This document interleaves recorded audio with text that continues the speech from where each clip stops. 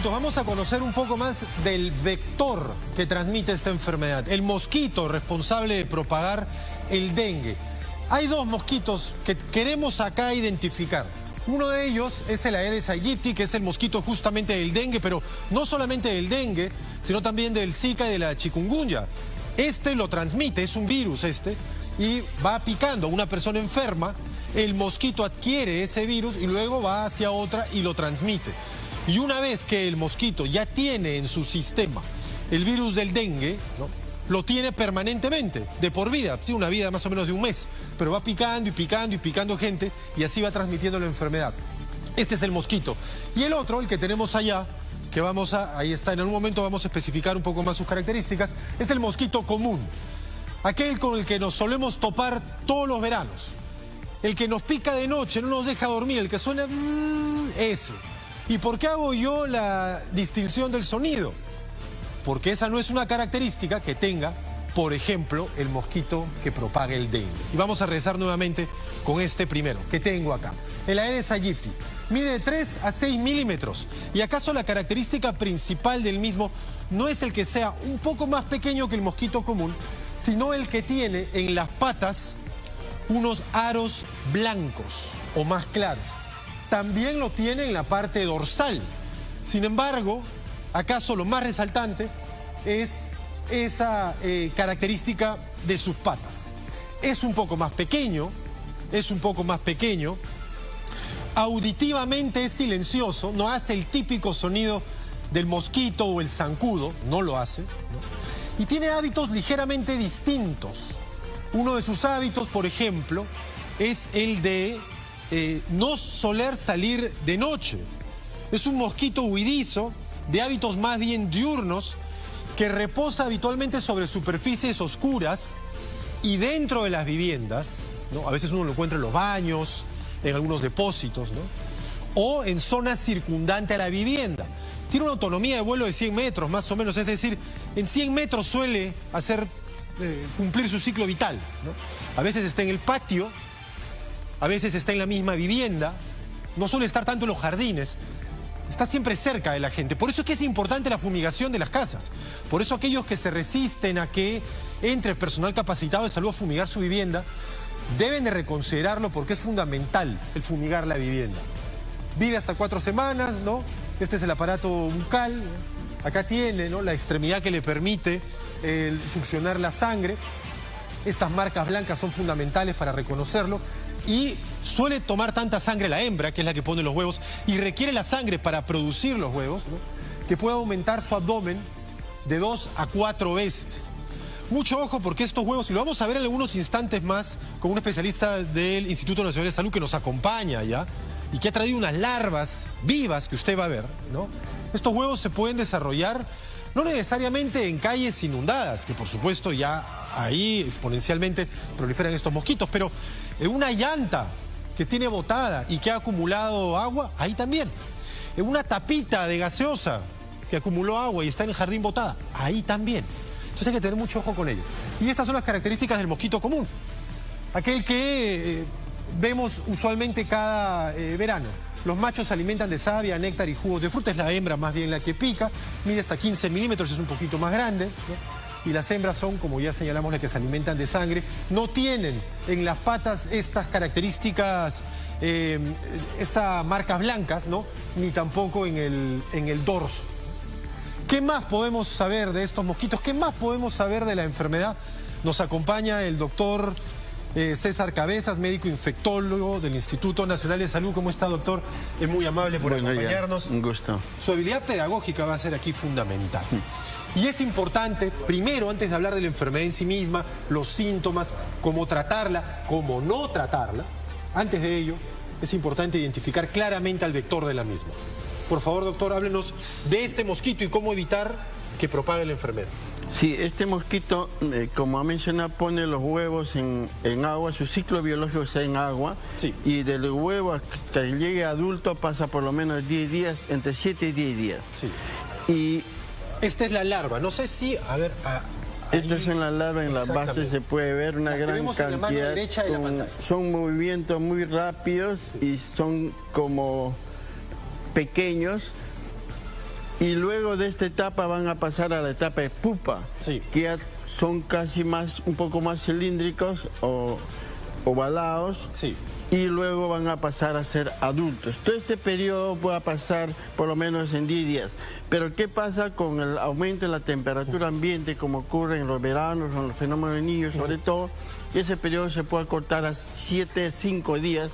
Entonces en menos tiempo va a haber más cantidad de vectores. Y queremos entender, doctor, por qué si el 2017 hubo también inundaciones masivas en toda la costa peruana, más bien este año es que ha exponencialmente aumentado la cantidad de estos mosquitos y no aquel.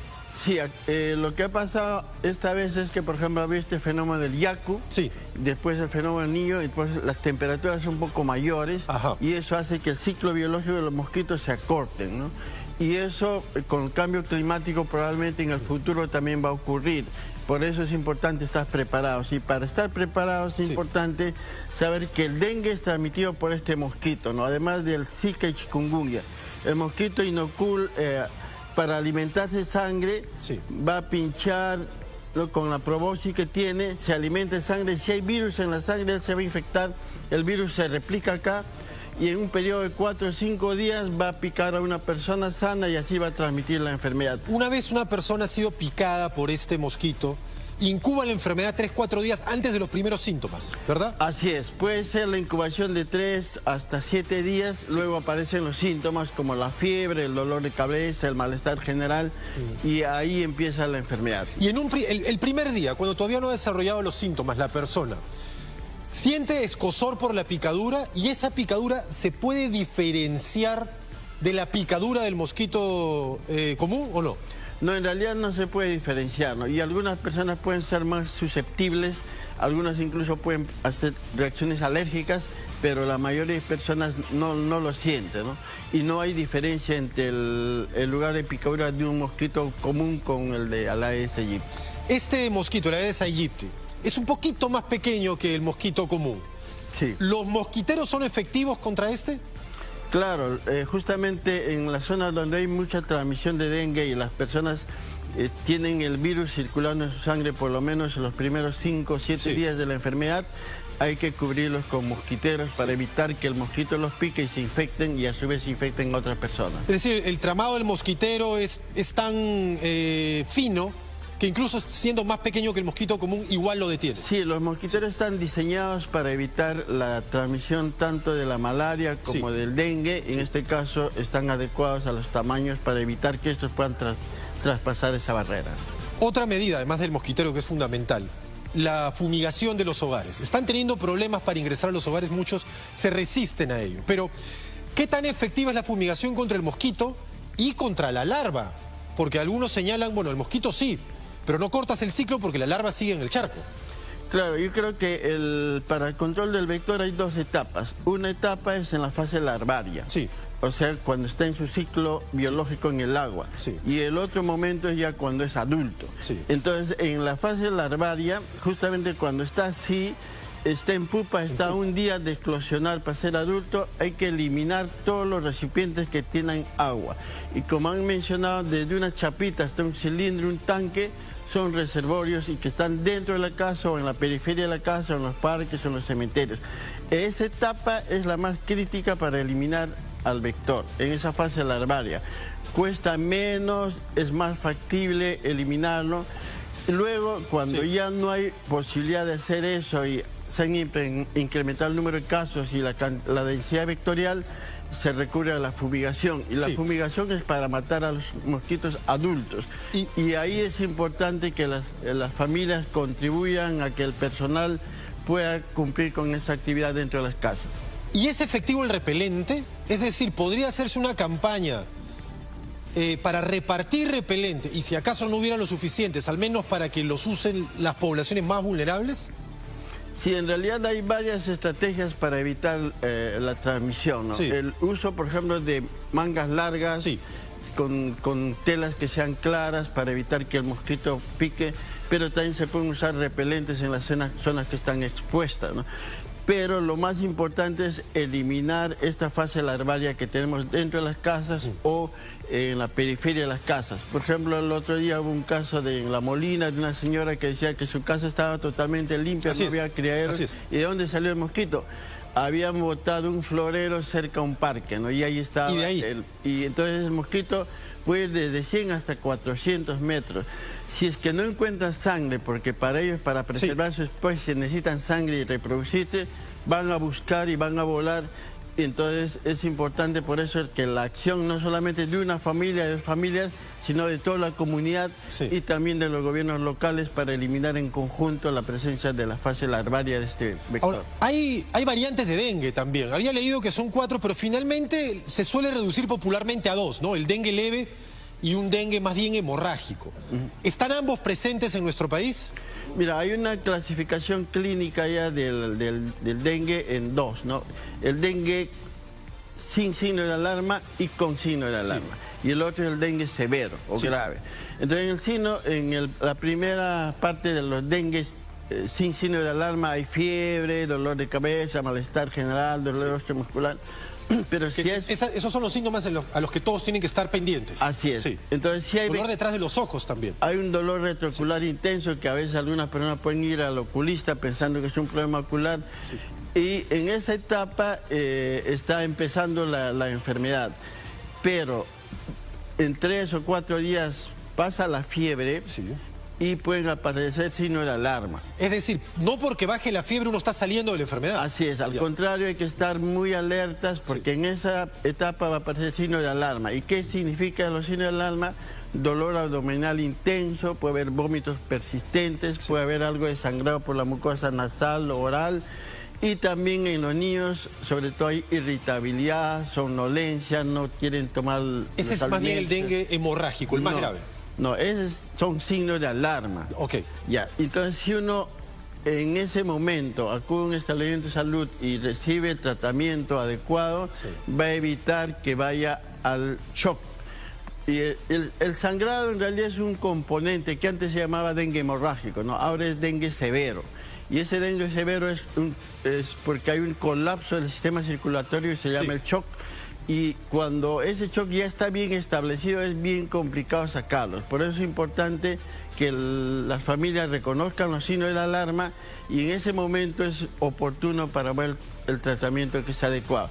No hay tratamiento antiviral, no hay antibióticos, el tratamiento es sintomático. Se palian los síntomas. Así es, lo que hay que hacer es hidratar bien al paciente cuando empiecen los síntomas y hay que estar seguro de que la persona ha orinado. Cada 6 horas hay que estar chequeando si ha orinado porque eso nos indica que la persona está bien hidratada. Eso que usted menciona es fundamental y yo quería terminar con un par de preguntas. Una de ellas esta.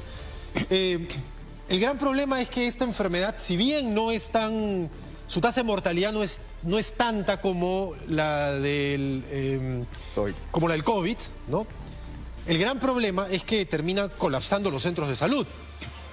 Y ello afecta a muchas otras personas también con otros males que no van a poder atenderse. Pero porque el centro de salud está colapsado y porque no puede recibir más gente, muchos optan por tratarse en casa. Y en nuestro país, usted sabe, hay tantas farmacias como chifas. Entonces uno va y compra lo que encuentra y se lo lleva a casa. ¿Funciona algo para esta enfermedad si decides quedarte en tu casa, ya sea porque no llegas a un centro de salud o porque prefieres no ir a uno? ¿Un antibiótico funciona contra un virus, por ejemplo? ¿O solo se recomienda un paracetamol? No, en realidad no hay antibiótico ni antiviral contra este virus, entonces es importante bajar la temperatura con paracetamol, pero también se puede usar medios físicos, ¿no? Pues a los niños pequeños con agua fría, compresa de agua fría o bañarlos con agua fría, eso baja la temperatura. En esa etapa lo que hay que hacer es bajar la fiebre y mantenerlos hidratados. Y obviamente hay que ir a un establecimiento de salud, pero del primer nivel de atención. Cuando hay signos de alarma, ellos sí deben ir a un establecimiento de mayor complejidad para que sean tratados adecuadamente. Vacuna. Existe vacuna en el mundo, en algunos países se aplica, en los Estados Unidos también. De hecho, acá tenemos un pequeño cuadro que quisiéramos compartir con ustedes, doctor. No, países que adquieren vacunas aprobadas contra el dengue. Está la vacuna Kdenga, el laboratorio Takeda de Japón, y ellos proveen Argentina, Brasil, la Unión Europea, Reino Unido e Indonesia. Mientras que la vacuna de Envaya de un laboratorio francés, provee a Paraguay, México, El Salvador, Guatemala y Filipinas. Bueno, recordemos que los países tropicales usualmente, ¿no?, los que están cerca del Ecuador, arriba y abajo del Ecuador, son aquellos que tienen esta enfermedad como endémica. Estas vacunas, se está evaluando, doctor, traerlas a nuestro país. ¿Qué tan efectivas son? Y si se traen, ya será para el próximo año. Claro, lo importante es saber de que sí hay la decisión de incorporar todas las estrategias de control, desde el control vectorial en su fase larvaria, fase de adulto, el mejoramiento, el saneamiento básico, la disponibilidad de agua. Por ejemplo, en Lima no llueve, pero hay dengue. Entonces dirá, pero sí son de zonas tropicales, ¿no? Y el problema es la disponibilidad de agua, ¿no? Entonces hay varias estrategias, una de ellas es la vacuna. Pero en épocas de epidemia, donde los casos están aumentando y son, por ejemplo, 2 dosis, entre dosis y dosis, sí, no alcanza el tiempo para controlar. Claro. Pero sí hay la decisión de irla incorporando como una estrategia además, y porque sabemos que en los fenómenos del Niño, el cambio climático en el futuro, siempre van a haber. Entonces en ese momento es importante la incorporación de todas las estrategias disponibles para controlar esta enfermedad. Sin duda, ¿no? Si estaba viendo que países como Reino Unido, por ejemplo, alejados de las zonas endémicas, igual lo implementan. Con mucha mayor razón nosotros, especialmente en las regiones, ¿no? Costa Norte y Selva Norte, que tienen esta enfermedad. Como solamente quería mencionar de que, bueno, hay vacuna contra el dengue, en este momento están en evaluaciones. Sin embargo, si no controlamos el vector, puede entrar el Zika, el chikungunya, y esos son... La fiebre amarilla. Y la urbanización de la fiebre amarilla. Y contra el Zika y chikungunya no hay vacuna. Por eso es importante, el común denominador para eliminar estas arbovirosis es el control del vector, con lo cual no debemos dejar. Muchas gracias, doctor, por esta explicación fundamental. Primero, permitamos que el personal de salud haga su trabajo, que ingrese a los hogares para fumigarlos. Y segundo, nosotros revisemos en nuestra casa y alrededores si es que no ha quedado ahí algún recipiente con agua que pueda convertirse finalmente en un criadero de las larvas de este zancudo. No tiene que ser un enorme charco, no tiene que ser una calle anegada. Puede ser, como bien señalábamos al inicio, un pequeño recipiente, una llanta tirada, una chapita que ha acumulado un poco de agua, una vasija rota, basura, que entre las bolsas plásticas a veces queda algo de agua acumulada, y en esos lugares es en donde el mosquito prolifera. Gracias, doctor, nuevamente por habernos acompañado. Muy bien, vamos con esta cámara.